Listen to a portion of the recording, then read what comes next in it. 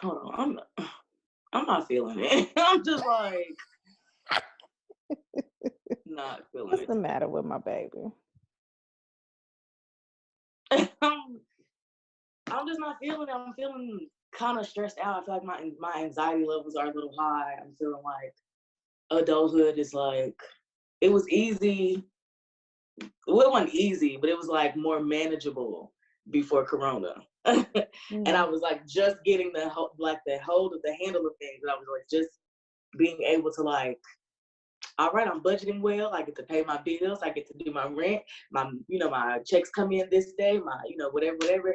But I'm not getting nothing. And I was like, I had started myself, even when I was like just ending school, like I had started myself on this journey of like self-sufficiency and like Mm-hmm. doing things by myself. And I'm just like, oh God, I'm about to have to ask all of my family to just let me come back home. I want to go back home because I'm poor, I'm broke, and I'm poor, and I can't do anything. I'm so irritated. I'm sorry. I'm sitting here about to get offended. Like, what's wrong being poor? You can't be poor for a little while. I just feel like right now, like all my options are like, and no offense, it's because it's just not me. Like I can't do the grocery store. I can't I can't have my kids coming in my students coming in the dollar store being like, hey, Miss Tony, let me get some deodorant. Like I can't push myself to do that. Like, so I'm just like, I was struggling in the beginning of Corona, like when everything shut down and like I didn't have no shows and I didn't have no like assignments to go teach or nothing like that. And then I was like, oh, okay, everything is fine. Like I got my rent paid. I was, was living May, but now it's like the end of May and like the beginning of June is coming up. And I done freaking paid my friend $60 to come to Houston with her and spend her birthday. Well, I'm like, why did I even do that? Why did I do that? I'm just like, and now like everything is just like, I don't trust it. I just want all my money back from everybody. I just want I want to return Corona back to wherever it came from and put my life back to normal. Like I'm supposed to be getting ready to move to South Africa. Like I'm supposed to be getting ready to live out my dreams. Like my plans were like on the path of where they needed to be for my 5-year goals and all of that other stuff. And I just feel like, oh my God. I might have to like suck it up and like ask my family to let me come back home because I can't do this by myself. Mm.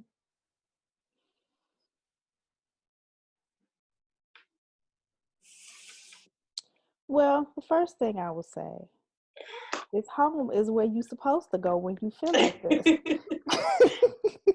Like, what other purpose would home serve? Right. So there's no shame in that. And your family understands that these are the times that we're in. Your family understands that you were doing all the things that you were supposed to be doing. Like, this is not a failure. This is not like something that you did wrong. Like, the world shut down. And if you can't give yourself grace in feeling the pressures or feeling overwhelmed when the world literally shuts down, then when do you deserve grace? Yeah. When do you deserve to be like, man, this ain't on me? Right. It's a little bit beyond my pay grade, right? Right.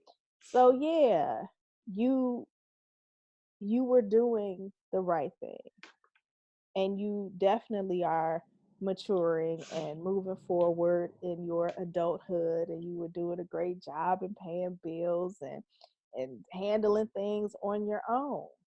But I know people like my peers who are struggling right now. Yeah. So you definitely get to feel the pressures of being a part of this struggle right now. I was just saying last night, like if I was still a full-time artist, I don't know like what I would eat today. Right. because this was like these months that we've been shut down were the seasons that I made the money that lasted us throughout the summer. Yeah. Like, y'all know, y'all hardly saw me February to June, Right. right? February to May, really. And then June, I got to work at a, do a summer camp, do a thing, do Right. something, in order to get us through. Because being a full-time artist with two teenagers Yeah.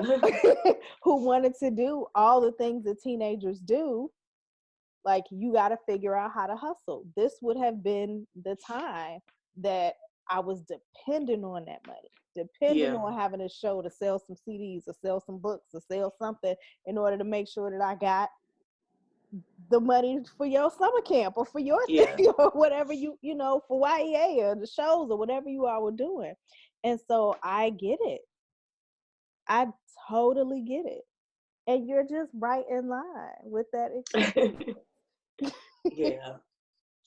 It's just, and I know like everybody is frustrated, but I just feel like I was at such a turning point. Like I was like so close to reaching goals. I was like so close to like not having to call home, but being able to, like, if I wanted to, or being able to be like, oh mom, like you don't have to send me that money. Like I got a check coming in 2 days. Like thank you, that like I appreciate it. Like I enjoy like getting to that point. And I just feel like regression. Oh my God. And I know that it's not personal. Like I know that it's not just me, but it's just like Jesus. Anyway, hey everybody. I'm looking out the window, wanna go out. At home making videos for more clout. I'm so scared about to mix the bliss with the shout. I'm just praying I don't blow up my whole house. Damn, quarantine and chill with me. Can you quarantine and chill with me? Quarantine and chill with me. Can you save me from myself? It's totally not supposed to be. But what's going on, everybody? It's your girl, Mionne Destiny. And this Red Summer. And this is the finale for our 4-part mother-daughter series, MotheRed Destiny. We have talked about creating the foundation for your village. We talked about communicating with your daughter and with your mother. We've also talked about changes and how, we talk about those changes and how we address those changes, especially when it comes to puberty and sexual experimentation and all of that. And so we've talked about babies, we talked about toddlers, we talked about teenagers. Now it's time to talk about having an adult daughter. And you all got to see right firsthand, like this is where we are. Yeah, so Mama, you go first. Like what are, like, I don't know, like you guide it. Oh, first of all, Mama baby. Just get some virtual mother love. Like Thank you. You're still supported. You're Thank still, you. I appreciate it. loved, and you're still blessed. Like Yeah, you're absolutely. still in your home. You still have your car. Like there are people who are losing a lot of things right now, and you're not one of those people. Absolutely. Okay. And so in that, there is still a blessing in this, even though, this is a struggle you weren't anticipating. Like still count it all joy. Still, be present enough to be able to see where your gifts still lie. Yeah. You've been creating new content. You've been trying out new things. You've been building new skills. You produced a whole show with your mother. Right? Yeah. And so it is a struggle. I can't take any of that, away from you. Like, absolutely. However, yeah, you still got your mommy. I know. And I do want to just take this moment and acknowledge that, we are in this struggle because we're in the middle of a pandemic where people are losing so many of their family members. Like, people that I know and love and grew up with and, became adults with, like they lost their mom. They lost family members and brothers and sisters and all of this kind of stuff. And So we have to force ourselves even to come back to that place of gratitude, to come back to the reality of the blessings that are still present in our lives, because we can just sit in the ditch, like in the dump, and stay there. And if we're not constantly checking back into our gratitude, then we won't be able to get out when it's over. Yeah. Right. So everything will open back up, but we're stuck in the ditch that we dug ourselves. Yeah, absolutely. And so, it's important to make sure that, we look at the things that can show us where the light is, right? Yeah. We can find out like where the good things are, where the positive things are. Like, we've been exposed to or had access to like all kinds of music that we would have had to pay a whole lot of money for, right? Yeah. All types of creativity that people just did not have time or didn't have platforms to share. Like, we're in a new time, and maybe, thinking about, all right, how do I strategize so that should this happen again, right, I know what to do next time. I know how to handle things next time. I know how to, I know what to have in my kitchen. Like, I know what to do for these things, right? So that we're not caught off guard, that we are prepared in those ways. And so we're learning. All of us are learning. You and I are learning together. And so that's one of the lovely parts about being grown-ups together. Yeah. Okay, so what was one of the like first things where you were like, wow, like Mionne is growing up? Like, what was one of those things as a parent that you were like, wow, like she's not a baby anymore? Yeah. So you had your kind of, and I'm trying to think of like what was the moment, but I know you had like your rebellious era, right? So like, I'm gonna make my own decisions, I'm gonna do things my way, and being able to say like, all right, let you have those things. I think a lot of people assume that making my own decisions is when I become an adult. But for me, having you be reflective enough to say, I made this decision, this was the outcome that I got, and it's not the outcome that I wanted. Right? How do I start from a new place and go forward again? Right? How do I make a positive change from a situation that I may not see the positive, outcome in? Right? For me, that was when it was like, okay. For me, that's when it was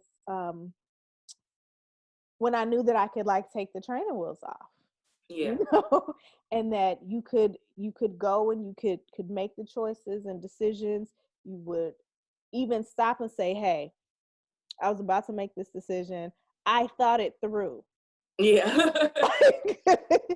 I realized that might not be the best choice. I'm probably gonna go this other direction. Like, oh, okay. Right. Like, those times for me were those were the times that showed the maturity as opposed to the adulthood. Right. It showed that, like, you had already handled a situation, and then you were like, whew, yeah, that was rough. I had to do such and such and so and so. I'm like, oh, well, what you mean? You were like, oh no, I got it. So those were the times where it was like, okay, like she's ready to do this thing. And I'm kind of glad that we were able to set up just how responsibilities unfolded for you in the way that we did. Right? Because I know the students get to college and then you want to get your apartment and then you want to get your blah, blah, blah, you want to buy a car, you want to do all that stuff. But, and your brother and I are talking about this now, those are the distractions. Absolutely. Because if you're in college and you have a car, then you need to pay insurance, you need to pay for maintenance, you need gas, you need like all of the things that you need in order to have a car, which means that you need a job. Right. And having a job in order to pay for a car when you live on campus and everything is a walking distance just doesn't seem to make sense, right? Yeah. And so you being able to just kind of be patient and defer that gratitude or gratification, that's the word. Mm-hmm. Like just delay it a little bit in order to make sure that things were set in the way that they needed to be set in order for you to be successful. Mm-hmm. Right? You deciding, I don't want to take any jobs that aren't in line with my destiny, in line with my plan. Yeah. Right? Even saying that now, like it would be easy to go and get a job at the dollar store.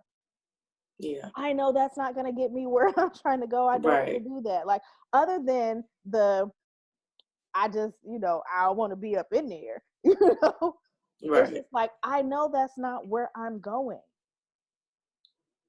And a lot of times people get stuck because they feel like they have to choose the thing that takes them off their path.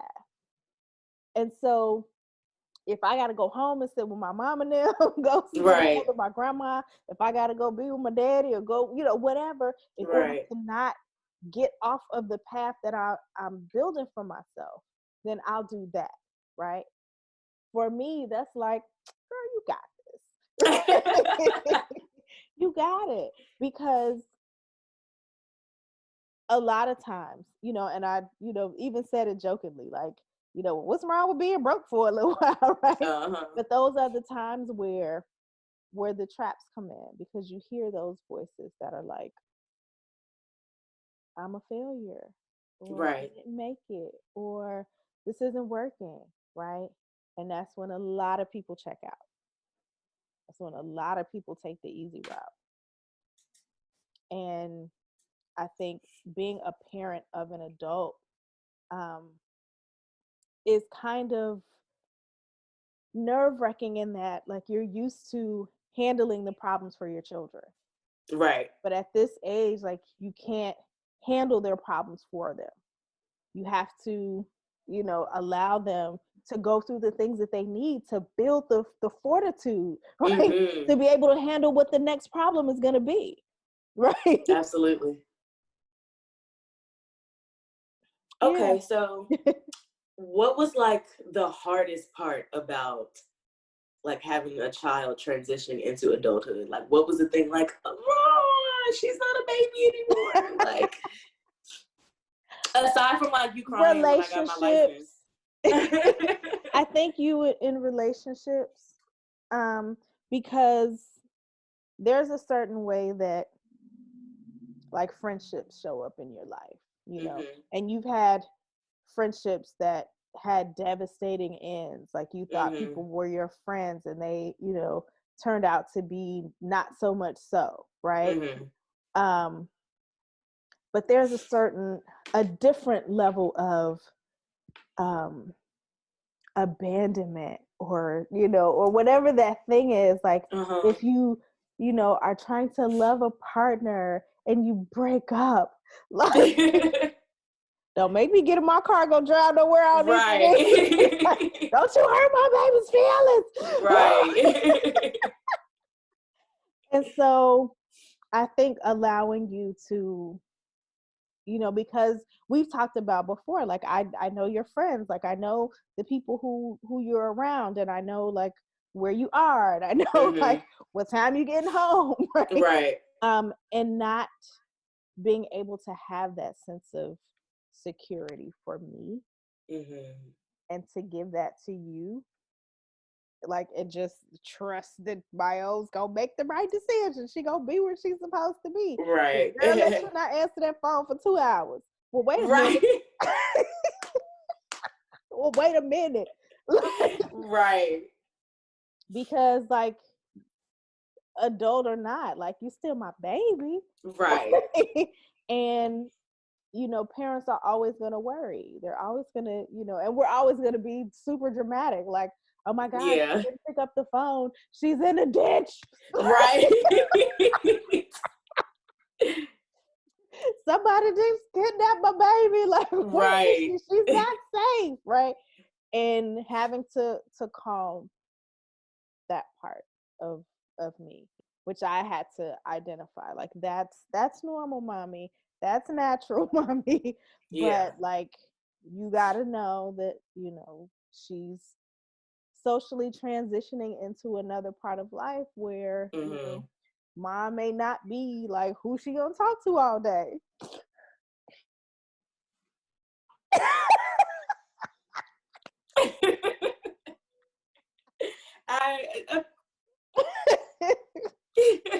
Right? Yeah. And so that for me, because we have built such a strong relationship with each other, you know, and parents go through it, right? So this empty nest syndrome, right? So you've been used to living your life for your children all of this time, and then they become adults, so you're just like, oh, what do I do now? What am I gonna do? Exactly. That's hilarious. Yeah. I think for me, because I have like active parents in my adulthood, like there are parents who are like, all right, once you're 18, you know, like my dad tried to do that in the beginning. Like once you're 18, you make all the decisions, you do everything, you an adult now, yada, yada. And so I think for me, like having active parents as an adult, it's always been like you touched on something important on the last one, like give me something to be able to brag about with the parents. Like I'm always like, well, when I was younger, like if I would have skipped school at 16, you know, my parents would have gotten arrested for that.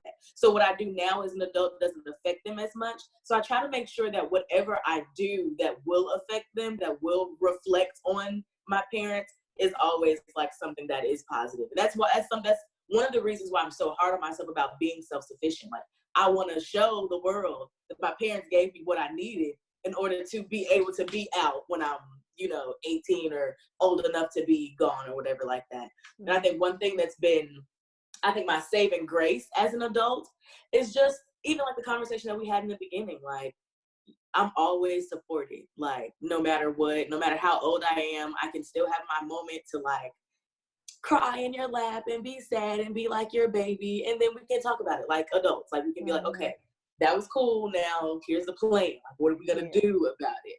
You know? So I think that that's been my favorite part about you all being my parents as an adult, is that you all are now active parents. Like you're not just like, oh yeah, like my kid is 25. Right. Yeah. You know, like, that's for you, you know, whatever like that. I feel like if at any moment, like I needed to be my mama's baby, I could do that. And so I feel it makes me feel really safe. And so even when I have these moments of like high anxiety or like I'm freaking out because I don't know what I'm going to do, I feel solace in the fact that I can always call you and be like, look, this is what I'm feeling. And it's crazy because last night I was just talking to a friend of mine.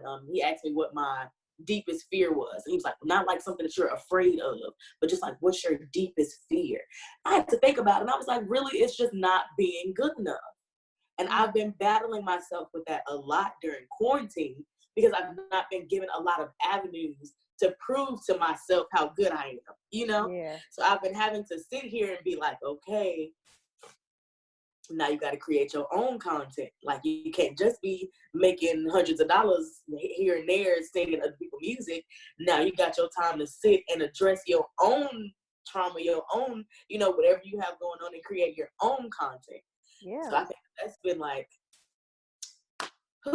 growing into adulthood has been really hard. It's been something that I've understood the concept and ideology of growing pains. Because middle school to high school was like, yeah, like I thought I was in high school already. Like we already wanted to be here. You know what I'm saying? And then even when I was in high school, I was dually enrolled in the Georgia State. And so I felt like I was already in college, like, all right, cool, So it wasn't until I dropped out of college and went back that I was like, wow, like, okay, I need to start getting these things moving in this particular way. And I think that and just speaking to the daughters that are watching and the children that are watching, we beat ourselves up so much trying to be the perfect adult, trying to be our parents at 25, when, what were you doing at 25? Man, probably living at my mama's house. Like, with that's children. what I'm saying. But that's the thing, like, my grandmother especially, grandma wasn't a doting parent. Yeah. Like, she wasn't a super affectionate person. Like, if you tried to climb on her and give her hugs and kisses, she like, get off my, go on, girl. Like that kind of thing. Like, she wasn't like, come here, give me big hugs and kisses, all of that kind of stuff. But I bought a house. The people took took the stove and refrigerator when they left, and I was like, hey. Right. What? I don't have any appliances. And she went wherever grandmothers go, to the magical pocketbook. Right. And pulled out. Yeah, a refrigerator. Like, yeah. As much as I was so excited to do this thing, this was my first home that I purchased, and I was so like ready, like, Grandma, I don't have no refrigerator right now. You know what I'm saying? And I think having that experience where there wasn't any, she didn't make me feel bad for needing that. Yeah. She didn't make me feel bad for needing help, or for not having like everything that I'm supposed to have. And like, I didn't get any of that from her. Like, either if she had it, she gave it to me. She told me where to go to get it. You know what I'm saying? Like, it was fine. Like, I was fine with my grandmother. And so she didn't have to give me a whole lot of hugs and kisses and love in the traditional sense. Yeah. Let me know I'm good. Yeah. And, I ended up just being a person who didn't need all of those things. I grew to know that, like, that silent support is just as, carries just as much weight as the people that's like, go Red, go. Right. Right. They mean just as much.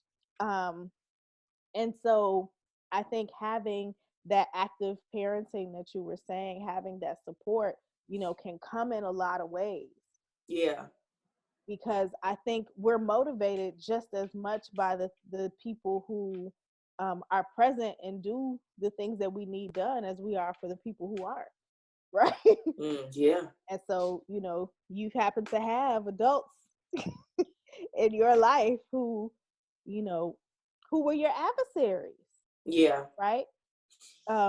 Watching you in high school with a principal who didn't like you for some reason. Principal. Like, the kid's not supposed to know you don't like them. Like, I don't know what you did or why she felt like you needed to be humbled in such a way. But watching you navigate that and seeing like your struggle, like, it hurt your feelings so bad. Yeah, because I'm not used to people not liking me. You were, especially not adults. Like, you were used to, like, catty girls at the school. Y'all got to argue this situation out before y'all could be friends again next week. Right? That part, but an adult. Right? And then so I'm like, like, how do I proceed as your mother? Right. If I step in and I check this situation and I make sure that she don't ever have an adult that, doesn't support her, how will you learn to navigate adults who don't support you? Yeah. And so that was hard for me, because you would come home like crying. My principal said blah, blah, blah. Okay. Right. So what you gonna do? Like, dang, that's crazy. Oh, So how you gonna handle this, right? Because you can't remove all the obstacles. Just as a parent, like, you cannot remove all the obstacles, because God forbid, like, if I'm not here tomorrow, you will not know how to circumvent obstacles. Exactly. You won't know how to navigate people who are not nice to you. Right. Absolutely. Especially, you're going to have coworkers, you're going to have supervisors or bosses or directors or, whatever this thing is, that you're going to have to figure out how to be successful in spite of. Yeah. So maybe, in different people's experiences, that might be a family member. Yeah. That might be, a sibling who's always, rah, rah, rah, you know what I'm saying? Like, yeah. to the little brother, sister, or the big one, or however that works. So sometimes allowing problems to remain, yeah, is an act of love. Yeah. And two, that just, it also makes me say, like, to the daughters, like, not requiring your mothers to do that for you, to rid all of the obstacles for you, and not being bitter or, punishing them for not doing that, and understanding that a lot of that is out of love, and a lot of that is out of making you stronger, and giving you an opportunity to do it. Because, like we talked about on the last one, like, when you don't have those opportunities to experiment, even if it's not sexually, if you don't have those opportunities to experiment with how you deal with old bitter ladies, then I would have never been able to handle Miss Evans at Grambling had I not, had the opportunity to handle my principal myself, in the situation. Because there were times where we had meetings and you came to the school and you was like, well, how would you have rather her handle that? And like, well, what would you want her to do, And so in the time where you came and you stood in and the time that you did rid the obstacles for me, you were such a good example that I was able to recall that example and, act accordingly. So I think that when they do step in, that's really important to look how they're stepping in. See, like, okay, like, did my mama come up in here and beat all the teachers up? Or did she, you know what I'm saying? Like, how does she address the situation, and what was the outcome? Like we talked about earlier, what's going to be the outcome? That way we know how to navigate in the future. Yeah. I came to your college for a situation. Right? I'm in the meeting, I'm ready. Like, what needs to happen? But then you handled everything with such grace, and you were so well prepared and well spoken that I was like, girl, let me go on out here and find me something to do with my day. She don't need me. Like, yes. Oh my goodness. Yeah. Okay, so do you have any advice for mothers who are who have daughters who are coming into their adulthood, maybe like 18, 21, 25, those like really key areas? Do you have any advice for those mothers? So there is it's like a I don't know if it's unspoken rule or, just generally accepted that, like, once your daughter becomes a woman, then she can't exist in the same space with you. Like, two women can't, be in the same house. Two women can't share the same space. And I think being clear that your daughter's womanhood is budding, and she's still looking to you as an example of what to or what not to do, right? And so, although you may look forward to, like, your child going off and building their own life and having their own space, and you not being responsible for them in that way, because parenting is it's a heavy load to bear, right? You are responsible for the emotional, physical, and like medical right? life of another being or multiple other beings, right? So that's a lot to do. But I think allowing yourself some grace that this is normal to feel this way, and also that your baby is an adult, right? And that's a dual thing that's happening at the same time. She's still your baby, right? But she's also an adult. And so kind of checking in with yourself, like, who am I speaking to at this moment? Am I speaking to my baby, or am I speaking to another woman? Am I speaking to, is my baby speaking to me, or is a woman speaking to me? Right. Because another thing that happens is that when you become an adult, you start to see your parents as more than just your parents, right? So your mother becomes a woman as you become a woman. You start to see her decisions and reactions to things in tandem with yours. You start to kind of figure out, is this the thing that I want to embody, or is this the thing that I need to heal from? Right. Absolutely. And you're trying to sort all of those things out. You do not have to be a perfect mother to your child in order for you to be a perfect mother for your child, right? Because all of our children come here with things that they need in order to make them who they need to be in their adulthood.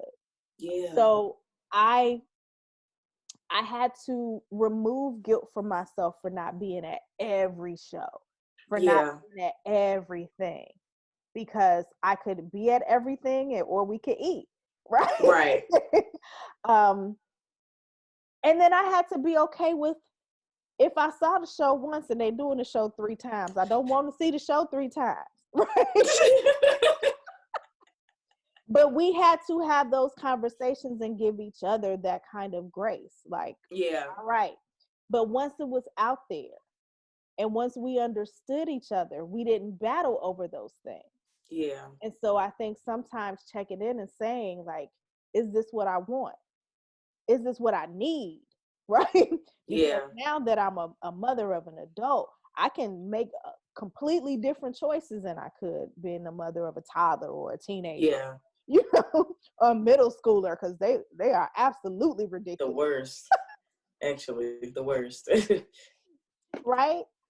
And so being in a place where you're kind of in that balance of, like, my child is in the world, they're having their own experiences, and just using she, for our dynamic. Your daughter's in the world, she's building her own life. I'm only being called in when there's a problem, right? I remember Daniel Black, Dr. Black would always say that the sign that your children, that you did a good job as a parent, is that your children don't need you till they need you. Right? Right? Because there's so many things that they got, and they can go out and they can, they're confident to be in the world, to be adults, right? And make all of the choices and decisions that they're making. They feel confident in that. They don't need to check in with you until they need to check in with you. And so that's a sign that, like, that you did something right. You made them independent enough to be able to make choices on their own. And so what a lot of times young adults don't realize is that you left your parents. Now they're home. They might be lonely. Right. They might want to know the good stuff too. Right. So developing that balance with each other is going to be key. Like, I'm going to check in with mom, like, when nothing is happening. Oh my God, I had such a boring day today, mommy. Like, I didn't. The worst, right? As well as, like, oh my God, it was horrible. Help me, right? Right. Making sure that you have that balance, because the relationship is severing in a way on both sides.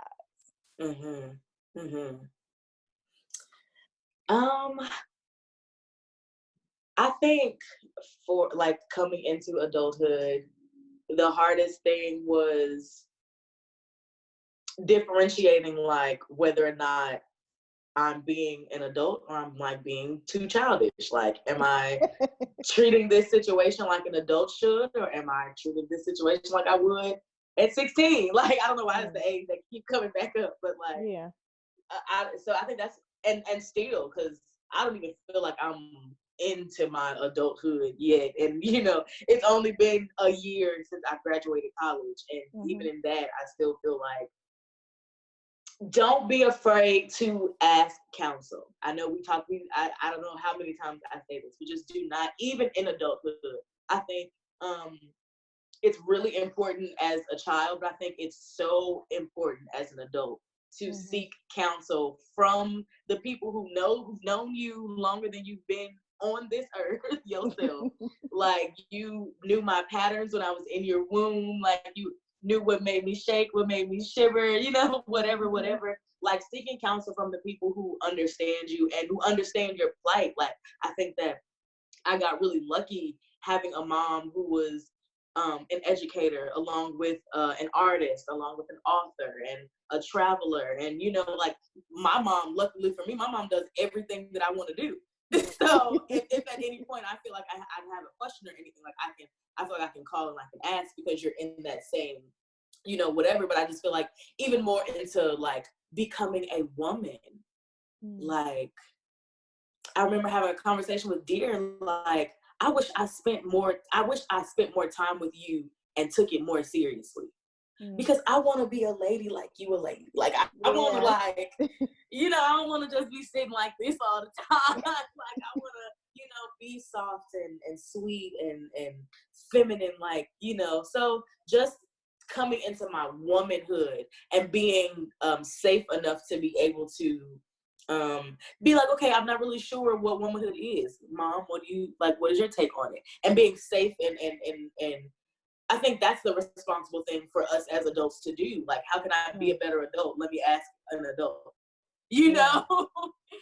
and what better adult than the one who knows you better than, you know? Yeah. You. And so extending that also to, like, you're not going to be the adult that I am, right? You're another adult. You're a different kind of adult. You're the next generation of adult, right? From what I was, right? And so I can give you as much as I have, but I also need to be clear that who you're going to be is not who I am, right? Who you are going to be is not even who you are right now, right? And so with all of the support that I give you, I'm still preparing you for a future that neither of us know anything about. Yeah, that's and good. And so what we're doing is using the lessons from our past in order to prepare you for the unknown future. Yeah. And so a lot of times we get upset, you know, as parents, we get upset with our children when they don't follow the advice that we gave them, or they don't, you know, listen to what we told them to do. And it's good to be there and be present for them and to give them advice. It's also good to let them figure out what of that advice they want to take and implement. Yeah. Right. And what of that advice is just not going to work for them. Because that's really selfless. That's really selfless to say. Like, well, being an adult, a parent of adults requires that. Yeah. Because there are going to be things that you're going to have to sit back and be like, oh, you doing that, huh? That's where you decided to take this. Wow. I don't know why that felt so like. That's funny. Yeah, we be doing it. We do. We doing that. Yeah. That right there. And that's not so like just directly to you, but like I've been parenting adults for a long time. Like because I took in teenagers, like my other children became adults before my children became adults, right? So I was already kind of prepped in the release, like the catch and release part of it, before you all turned and, became 20s, right? Right. And got to that part of life. So that's something that I was able to kind of have practice in. And I'm thankful for that experience, because a lot of that grace came from knowing that I can't control them. Like, Yeah. I can't make them do what I want them to do. Like, they need to do the things that are going to fulfill them. Yeah. And so, yeah, thank you, sisters. They helped you out a lot. Absolutely. I have one last question, because I want to make sure that, especially you being so just influential in the LGBTQ plus community, I wanted to ask, do you have any advice for mothers who were mothers to daughters until their daughters came into adulthood and their daughters decided to become sons? What I've seen, and I won't say it's my advice, it's my observation, of what helps, is to love your children still. Right? Especially when you have children who are trans, they're going through an experience that you will never understand. So don't wait to love them until you understand it. Like, just keep loving them the way that you've been doing. I see my friends who are trans, and I see the relationships that have completely severed versus the relationships that are stronger than ever, right? I see my friends whose moms are always present, always, around, and we're in our 40s, Right. So moms definitely don't have to be like at everything we're doing. Right. But those parents who still avail themselves to their children, like, I know that makes all the difference. Yeah. Your child is changing, and you have to change with your child. If you want to stay rigid and say, nope, that's not how that's not, you will lose them. Yeah. Like, you will lose them, like, for good. Or the relationship will be so damaged that your presence won't even have the impact that you intended to have. Yeah. Like, I'm here, but I'm here with an attitude, or I'm here looking at everybody like, oh, Yeah, right.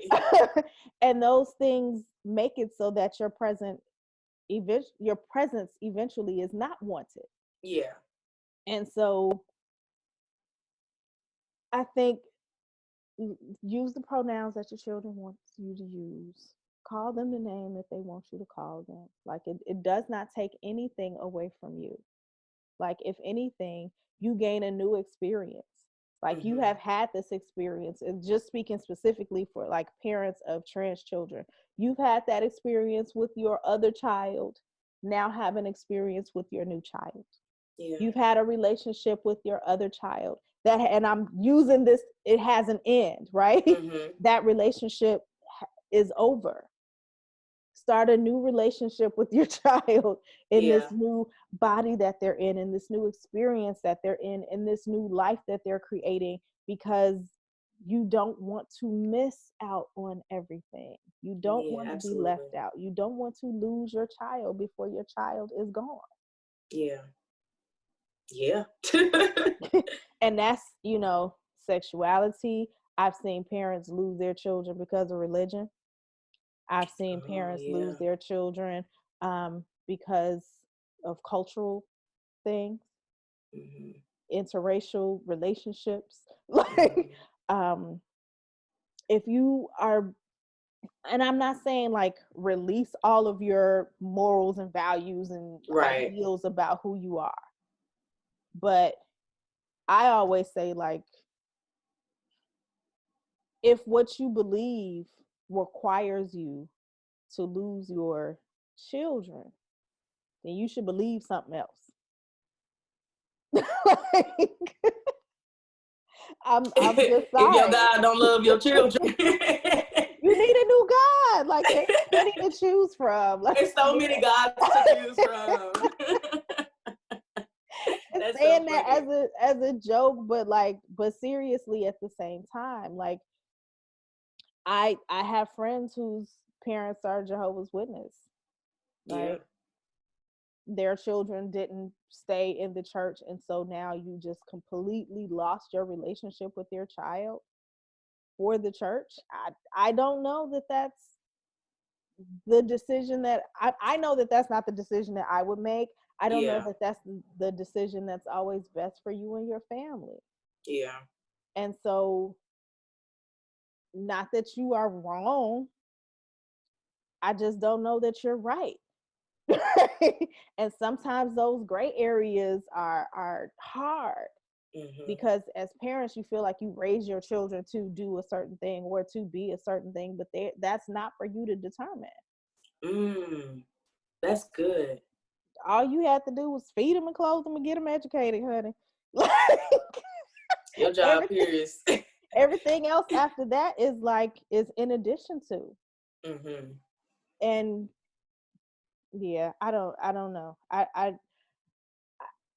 and it's me, right? So right. I'm not willing to lose my relationship with my children because I disagree with your decision, or or your revelations about who you are, right? Some people are. Yeah. And so that's unfortunate. If you are the child of someone who has had to make that decision to stand firm on whatever their convictions are, and it meant to sever your relationship, I would also say to give grace in that situation. Like, you get to be upset. Like, you get to be angry. Like, as parents, like, you get to be upset and angry that your children aren't, following the path that you all set for each other, right? But make sure that you go through your process of healing so that anger and that upset is not all you have. Absolutely. Some people throw the whole relationship away for the one decision, right? As opposed to taking into account all the rest of the relationship and the life that you all have together. Yes, and that's what we want to do with this series. That's what we hope that we could have, done with this series. Hope that we could have just helped you create and cultivate that better relationship with your daughter, with your mother, or with your son and your father, because we've seen that what we started off as just to be for mothers and daughters ended up being for everyone. So we hope that you all enjoyed this series. We are more than willing to do more episodes. All you have to do is give us some questions, comments, and concerns, whatever you want us to talk about. We're more than willing to continue. I've enjoyed this journey with you all, and I hope that you all have enjoyed it as well. Do you have any last words that you'd like to say? Thank you so much for inviting me. Yes. Thank you for for including me in this experience with you.